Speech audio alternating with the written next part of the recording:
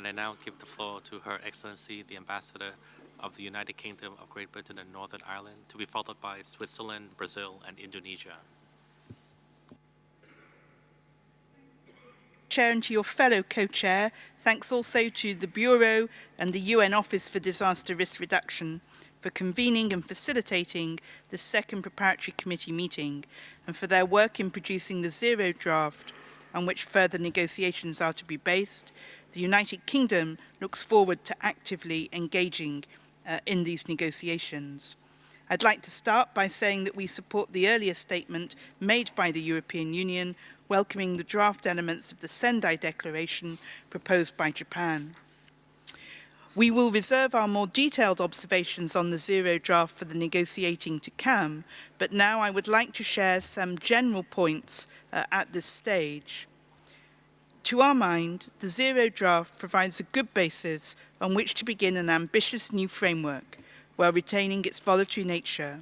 It's clear that some of the gaps identified during recent consultations on the pre-zero draft have been more effectively addressed. However, in our view, there remain a number of areas in which the draft could be improved, and more importantly, there are some omissions which we believe need urgently to be addressed. We welcome the progression towards a clearer and more concise framework, and we support further moves in this direction as a vital element in successful implementation. We'd like to see a stronger overarching narrative in which the disaster risk reduction and broader resilience agenda is firmly established as both a development and a humanitarian priority.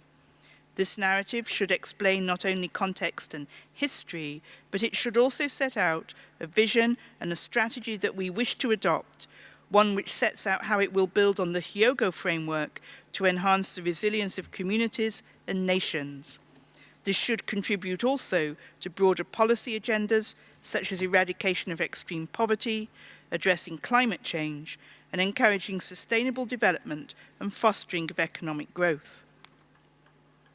We need to ensure an effective level of coherence between the post-2015 DRR framework and other global frameworks and processes, and we will not achieve a broader and more integrated approach to risk management unless we can do this.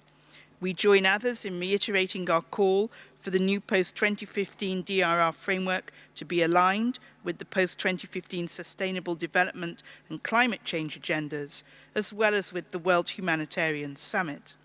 It is not enough, in our view, for this to be reflected as an aspiration or a guiding principle. Rather, it should permeate consistently through the frameworks, goals, outcome and action-oriented targets and indicators, as well as the synchronicity between timeframes, reporting schedules and target dates. We welcome the clear recognition of the prime responsibility of states to reduce disaster risk. Action taken at the regional and global levels has an important role to play in supporting states, particularly through sharing good practice. However, we need to keep in mind that there is rarely a one-size-fits-all approach to risk management. We support the moves in the zero draft towards recognizing the important role of civil society, the private sector and science in supporting national and local leadership in countries to manage disasters by themselves. It is important that the framework is pragmatic, workable and focused, and does not place a disproportionate burden on states or create unnecessary bureaucracy. For example, we recognise the value of understanding and accounting for losses occurred through disasters. However, experience in the UK has demonstrated that it can be difficult to arrive at complete and accurate data that can be used on a comparable basis without an enormous investment in time and energy. In some cases, we need to recognise that this effort may be warranted, but in others it may be disproportionate.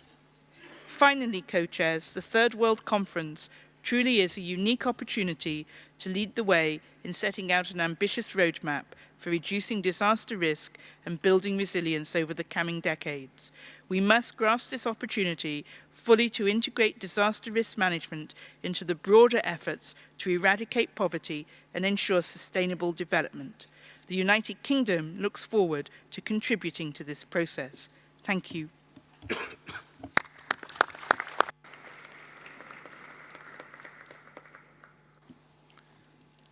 I thank Her Excellency the Ambassador of the United Kingdom